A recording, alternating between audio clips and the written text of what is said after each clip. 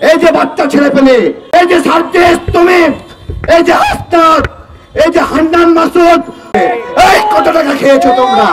আজীবন বঙ্গবন্ধুকে আব্বা ডাইকা, শেখ হাসিনাকে আম্মা ডাইকা বলো যে বেগম জিয়াকে বের করেছো তোমরা।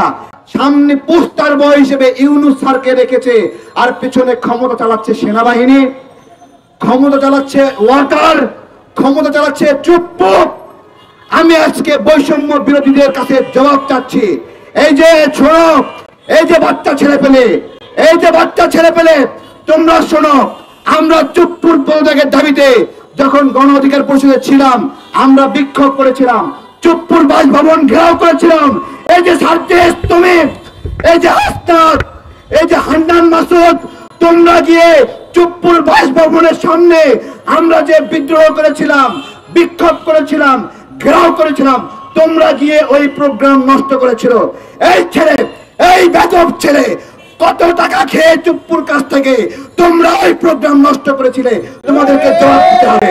এই কত টাকা খেয়েছো তোমরা? বেদবি করো, বলো যে বেগম জিয়াকে বের করেছো তোমরা। এই সার্জিস, তুমি বেগম জিয়ার প্রতি এত মায়া, আজীবন বঙ্গবন্ধুকে আব্বা ডাইকা, শেখ হাসিনাকে আম্মা ডাইকা তুমি আজকে শেখ হাসিনাকে বের করেছো। এই নাসির বাম সংগঠন থেকে এসেছে, বাম সংগঠন থেকে এসে বেদবি করে। বাম মানেই বেদব। বাম মানে কি? এই বাম মানে কি? বাম মানেই বেদব। বামরা বাংলাদেশের সার্বভৌমত্বের সঙ্গে বেদবি করে, বামরা ইসলামের সঙ্গে বেদবি করে, বামরা বাংলাদেশি জাতীয়তাবাদের সঙ্গে বেদবি করে।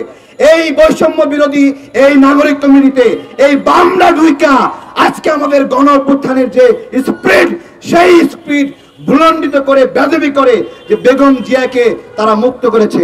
তোমরা তো হাসিনার সঙ্গে আপোষ করে প্রোগ্রাম বন্ধ করেছিলা।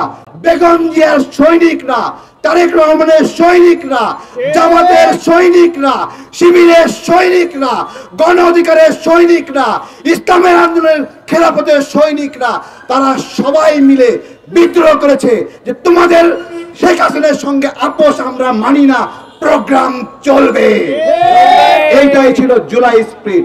আজকে আদিবাসী নিয়ে ভেজাল ঢুকিয়েছে সরকার, আদিবাসী নিয়ে ইন্ধন দিচ্ছে, আদিবাসী দিয়ে পাহাড়ের বিভিন্ন জাতিগোষ্ঠী বাংলাদেশের নাগরিকদের মধ্যে ভেজাল লাগিয়ে দিচ্ছে। এই যে ইউনূস স্যার রাখাল রাহাকে কেন এখনো রেখেছেন? আকাম প্রমাণিত না? আকাম প্রমাণিত না? রাখাল রাহা কি করেছে? শয়তান সাজ্জাদ রাখাল রাহা নাম ধারণ করেছে, হিন্দু হয়েছে মুসলমান থেকে হয়ে পাঠ্যপুস্তকের মধ্যে আদিবাসী শব্দ ঢুকিয়ে পাহাড় জাতিগোষ্ঠী আর সাধারণ নাগরিকদের মধ্যে ভেজাল সৃষ্টি করেছে। বাংলাদেশের নাগরিকদেরকে বলবো, বলেন এই বাংলাদেশে আদিবাসীকে এই বিবাদ কোনোদিন শেষ হবে কিনা? বলতে পারবে কেউ? বলতে পারবে না।